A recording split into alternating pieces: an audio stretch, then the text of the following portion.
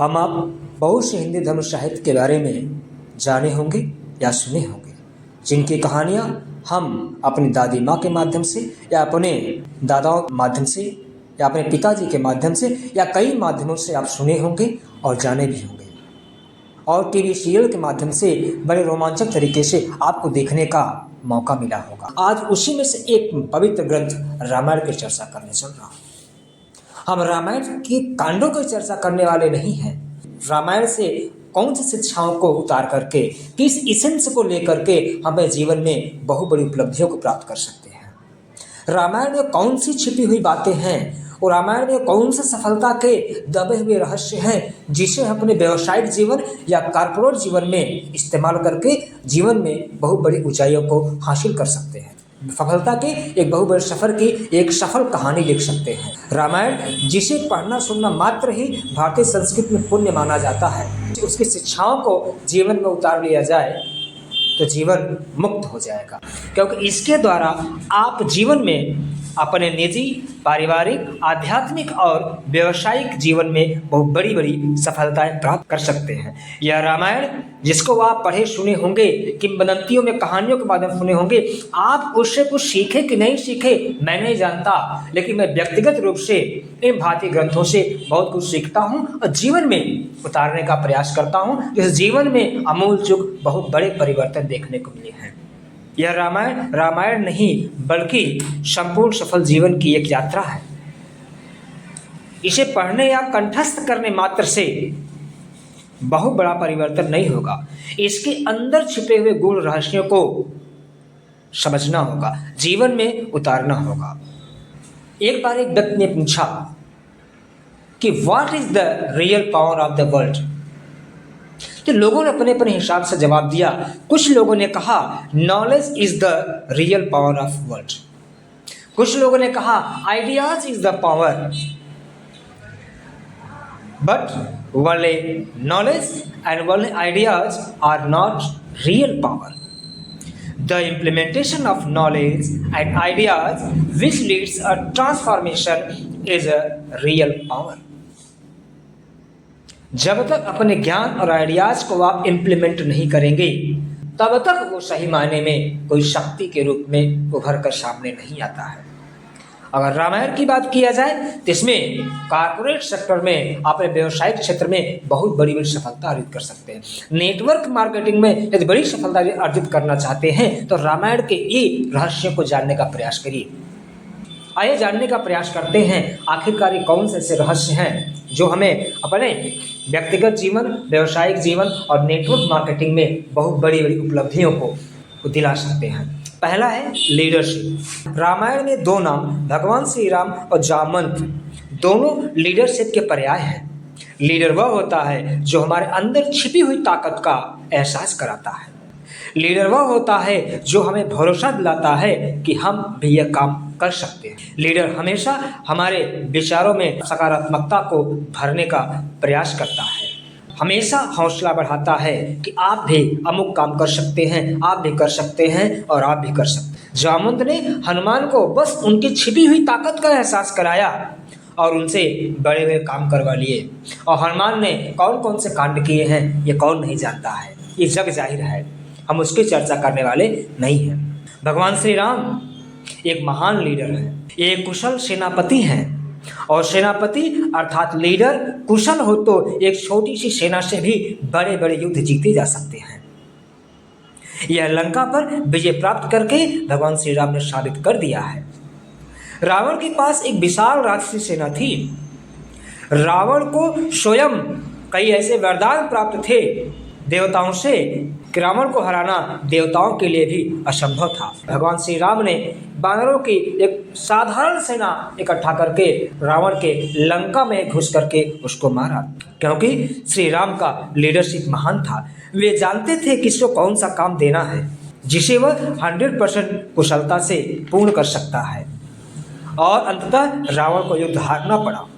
अर्थात लीडरशिप अच्छी हो तो साधारण व्यक्ति भी असाधारण कार्य कर जाता है, और लीडरशिप खराब हो तो एक असाधारण व्यक्ति भी साधारण दर्जे का कार्य करता है। क्योंकि कहा जाता है कि 100 कुत्तों का लीडर यदि एक शेर हो तो सभी कुत्ते शेर की तरह लड़ते हैं, जबकि 100 शेरों का लीडर एक कुत्ता हो तो सभी शेर कुत्ते की मौत मरते हैं। ये लीडरशिप है जो हमें रामायण से सीखने को मिलती है। तो लीडरशिप क्वालिटी डेवलप करिए, अपने टीम के मेंबर्स को हौसला बढ़ाइए, उनको हमेशा आप कर सकते हैं। देखिए, एक लंका क्या, आप कई लंका पर विजय प्राप्त कर सकते। दूसरा है भरोसा या विश्वास बनाए रखना। रामायण के प्रारंभ में ही लिखा है, रघुकुल रीति सदा चली आई, प्राण जाए पर वचन न जाए। हमें समझना चाहिए कि दुनिया में हर चीज की बुनियाद विश्वास है, और विश्वास खैरात में नहीं मिलता है, उसे कमाना पड़ता है। अर्थात अगर आपने कुछ कह दिया है अपनी टीम से, तो टीम में उसे पालन करना भी पड़ता है।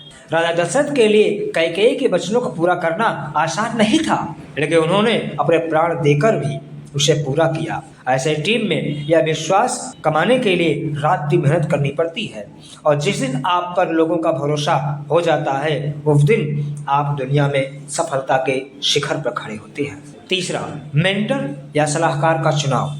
रामायण हमें यह सिखाता है कि आप अपने सलाहकार सावधानी से चुने। एक सलाहकार जामवंत थे, जिसके कारण लंका की विजय हुई, और एक सलाहकार मंथरा थी, जिसकी सलाह से कैकेयी ने राजा दशरथ से 2 वर मांगे, जिसके कारण राजा दशरथ को अपने प्राण देने पड़े और अपने बड़े पुत्र को 14 वर्षों का वनवास भोगना पड़ा, और हंसता खेलता परिवार एक ही रात में बिखर गया। आप किसकी सलाह से जीवन में निर्णय लेते हैं?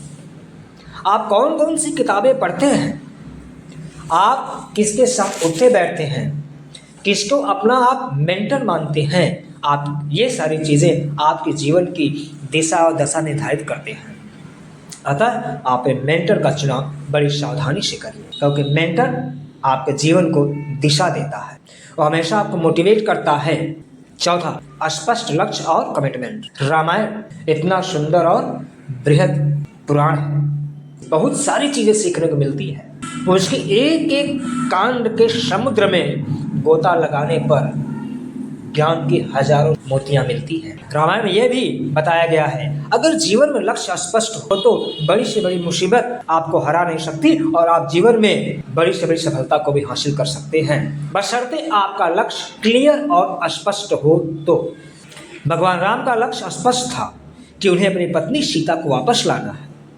यह उनका सिर्फ लक्ष्य नहीं था, बल्कि कमिटमेंट भी था, जिसके कारण वे जंगलों की खाक छानते रहे और पता चलने पर विशाल समुद्र पर भी पत्थरों का सेतु बना दिया, और बंदरों की साधारण सेना लेकर के लंका पर विजय प्राप्त की।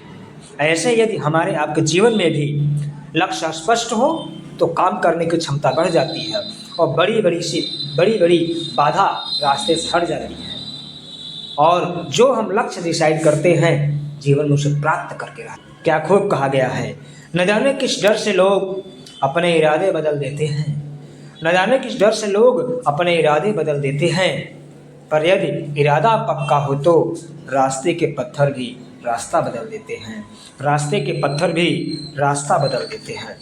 हर व्यक्ति को आप महत्व दें।